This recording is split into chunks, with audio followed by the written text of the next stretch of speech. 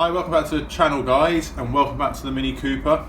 If you haven't already caught up on the Mini Cooper project, please go back and see there's a few videos out now. There's the reveal of bringing it here, quick assessment of the work, and we've actually had an end machine order in between all of that going on as well.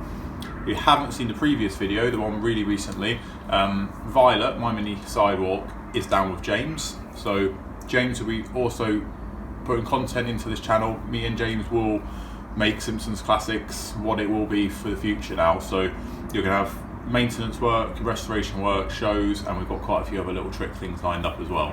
So that being said, this is the Cooper. Let's get this done and let's get it solid then, because this thing needs to be out on the road.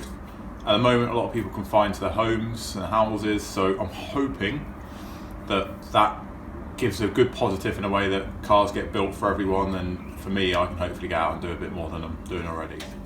So let's start this video with a new panel. This is the new inner sill for the driver's side. So you've got your new seatbelt anchor there, and as you can see, it's a full length inner sill. Now, I mentioned in the last video that I'm going to use the whole of the inner sill, but I'm going to cut it here. So I'm not going to use the back part because it's quite invasive for this car, because we're not doing a paint job or anything like that on it, and you're going to have to, it goes right under the door bins. You do risk causing more paint problems and things like that, and that luckily isn't going to be an issue because the back of this inner sill is really good, so I'm really not too worried about that. It's felt quite well for us. So what I'm going to do, so I'll bring you in a minute and show you the car, but I'm going to cut this new panel here. So this has all got a hole in it. This is so much better than the original as well. So we're going to basically get all of this in front to sort of midway down, well, past midway down the car. There's literally only about a foot of this that I won't be using, so it's going to be really good. And it also, if you think about the next process after fitting this, I'm going to have to fit a sill to this, so it's good, two new good pieces of metal. Then you've got a doorstep as well on this side, so it should really make for quite a nice solid area again. So bring you in now and I'll show you the floor just to give you guys a recap, and we're set about working out how we're going to do this, how we're going to fit it. I had a bit of a plan. End machine, when they make their full floors, they jog all these edges and overlap them onto like the exhaust tunnel. So I'm quite tempted to joggle this and overlap it onto the original floor of this car, because that's how their half floors would have come, and that's how you fit those. So I'm going to do the same, I think, with the inner sill. It's really good and strong. You don't have any issues of having like any gaps, or if you don't cut it quite right or whatever, you obviously have an overlapping joint which you can weld down, seam seal, and make a really good strong joint. So that's what I really want to do. I'm going to obviously assess the car and cut out what I need to and see if that's a feasible thing. But one thing I will say is these panels are so thick. From end machine, really impressed with the quality. I'm really looking forward to welding them, because welding a thicker bit of steel is definitely easier and better.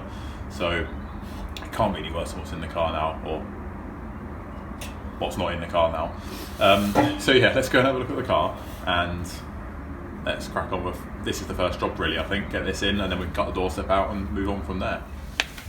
Right, so if you guys remember, I chipped away some of this sound deadening. That's a cut out square there. That's surface rust. Once I've welded that, what I'll do is I'll treat all of this. And obviously this new inner sill, which you can just see underneath there, will sort out all of this. So all of that will go. And by looking, it comes up to about here, which is just where the curvature of this floor is anyway. And you can obviously see the curvature there. So that will sort all of that. Obviously I've cut all that out anyway because it's rotten. It will sort this out, and it will also sort that. You can see this slight gap anyway, and it will sort out this seatbelt anchor, which obviously has a hole in it as well. So we are going to be able to sort out pretty much all of these issues. There's a hole in the seatbelt anchor there, and basically my idea was to cut it here, and then it gets rid of that big chunk of surface rust, all of this surface rust, which I think that's about to go through. It also gives you the piece that covers this over, so I've not got to make that, and obviously continues right up to the front and creates a nice big join at that end. So yeah, I think that's what we're going to do. We're going to crack on and do that. I'm going to mark this out and we'll cut it out.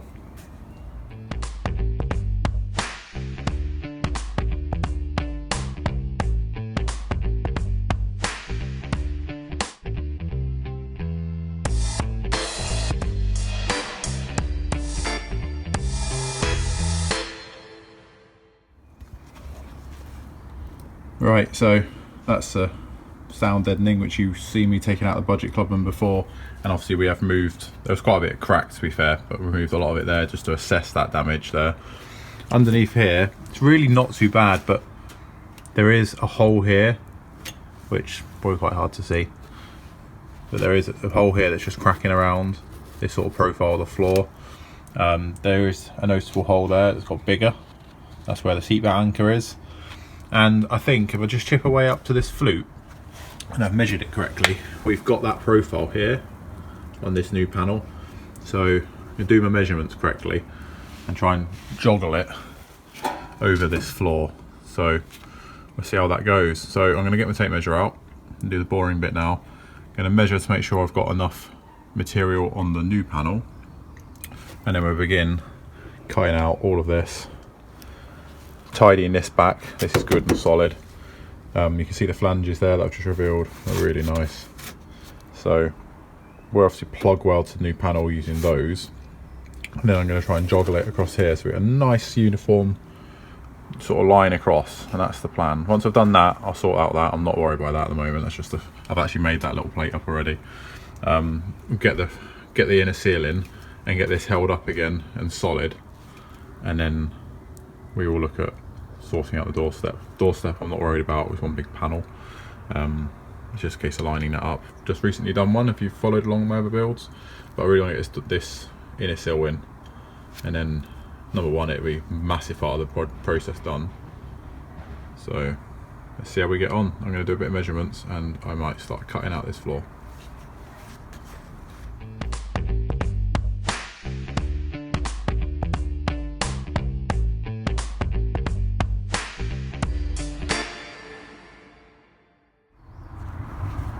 Right, so I've taken you guys off time lapse because it was proving pretty difficult to grind away, have the light in the right place. I'm trying to do this after work in the evenings and stuff.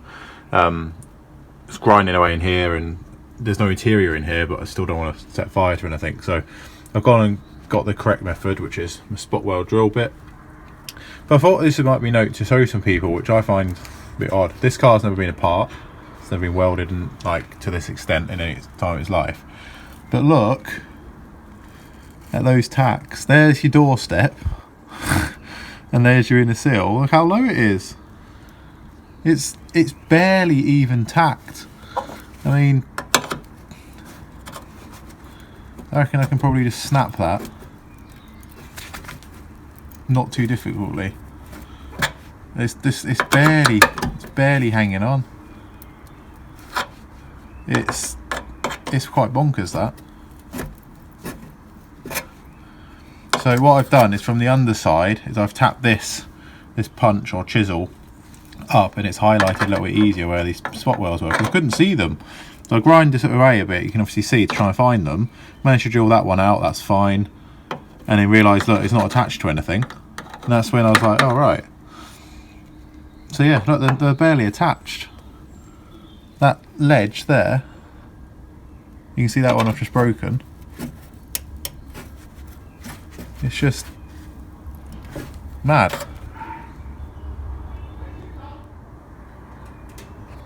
Right, so that's about what I've got time. I've had sort of 40 minutes out here. I've started to peel back this off the doorstep. I know it seems weird to try and save the doorstep, but I need some sort of datum point in order to give it some sort of height. I think it'd be pretty obvious because it should slot in where the floor sort of sits, if you know what I mean, but you don't want to take your risk. Also around here, the reason I'm doing it is obviously I want to retain all of this and keep this nice. So I'm in the process of picking all the spot welds out. As you can see, it's going okay, other than that little weird issue that I showed you guys with where it wasn't really spot welded anywhere. But what I'll do is I'm going to pull all these out, and then I'm going to cut all of this out properly, because I think this line actually needs to be about here, but I don't want to take too much because you can't put it back. Obviously I want to joggle the new panel onto that. At the front it's quite easy, because what I'll do is when I get this side I'll just cut it. I'm also quite cautious using the grinder, because obviously the car still has like the dashboard and things like in it. I've covered it all over, but you also don't want to cause a fire, so I'm trying to use the drill where possible and chisels and stuff. But yeah, quite looking forward to it. Get this out, put the new panel in. There's a really short video there, guys. I've started to pick away the inner sill. It's quite hard and quite time consuming to do it neatly, but obviously I need to, because I need to retain, like I just mentioned, certain dating points, and I'm very cautious the car's not a shell or anything, it's still stuff in it. So the interior's all gone, but there's things like the dashboard and headliner and the grinding sparks. If you don't want to damage the car, so I'm taking extra care where it needs to be. But once this is out, getting it out's the harder bit. Once the new panels lined up, welding it in won't take half as long. Once the inner seal's in, seals I can do in not a lot of time at all, because I don't need any prep other than a few plug welds. I'm hoping because all the panels are new, the old spot welder will come back out again. So yeah, it's just a quick video, quick update I guess. I'm going to try and keep doing this if I can after work, because I've got a little bit of light, and 40 minutes is 40 minutes at the end of the day, and I'll try and do the best I can. Yeah, current climate in this country, in the world. Keep safe, guys, and I'll catch you in the next one when I'll get the rest of this inner seal out, and hopefully we'll finish that video with mocking up the new inner seal ready for some welding. Catch you next one, guys.